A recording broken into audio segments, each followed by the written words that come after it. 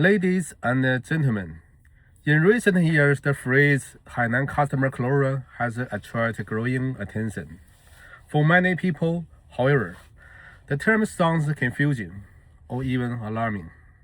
Some assume it means rejection, others believe it signals acceleration.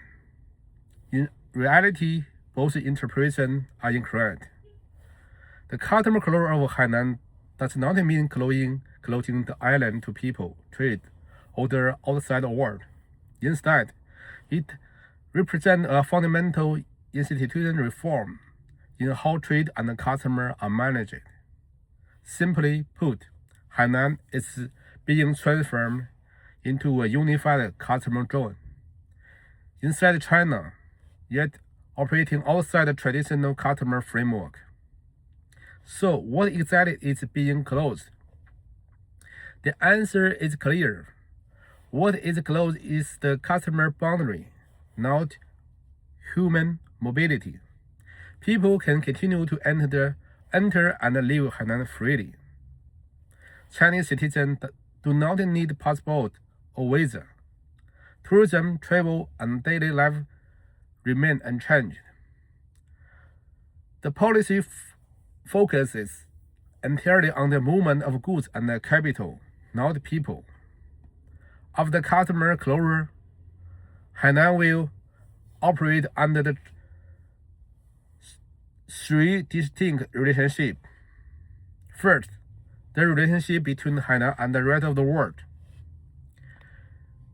In this dimension, Hainan will be one of the most open regions in China. Imports such as raw materials, advanced equipment, and technology may enter with reduced or even zero tariff. The goal is clear: to attract global capital, innovation, and high-value industries. Second, the relationship between Hainan and mainland China. Goods moving between Hainan and mainland will subject to customer-style suspension, similar to crossing a customer boundary. This ensures regular balance while preserving national economic security. Once again, this applies to goods, not people. Third, the relationship within Hainan itself. Inside the island, the flow of people, goods, or capital remains smooth and unrestricted. For residents and visitors, everyday life in Hainan will feel largely unchanged. However, beneath the surface, the economic structure will be significantly transformed. The greatest impact of this reform is not on tourism, but on business and industry development.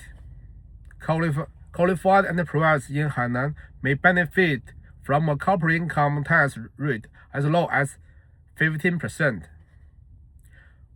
far below the national average. In addition, lower import costs for production inputs create a strong incentive for high-end manufacture, modern service, finance, and research-driven industries. This leads to a critical question. Why did China choose Hainan for such an ambitious reform? The answer lies in risk management. Nationwide reform at once would be complex and difficult to control. Hainan, as an island with clear geographical boundaries and unified administration, provides an ideal environment for control experimentation. In this sense, Hainan is just not a free trade port. It's a testing ground for future national reforms. If these policies succeed, they can be gradually expanded to other regions. If challenges arise, they can be addressed without disrupting the entire system. This strategic logic behind the customer closure. In conclusion, Hainan customers closure is not about rejection, but about precision and modernization. It's not about isolation, but about achieving a higher level of openness.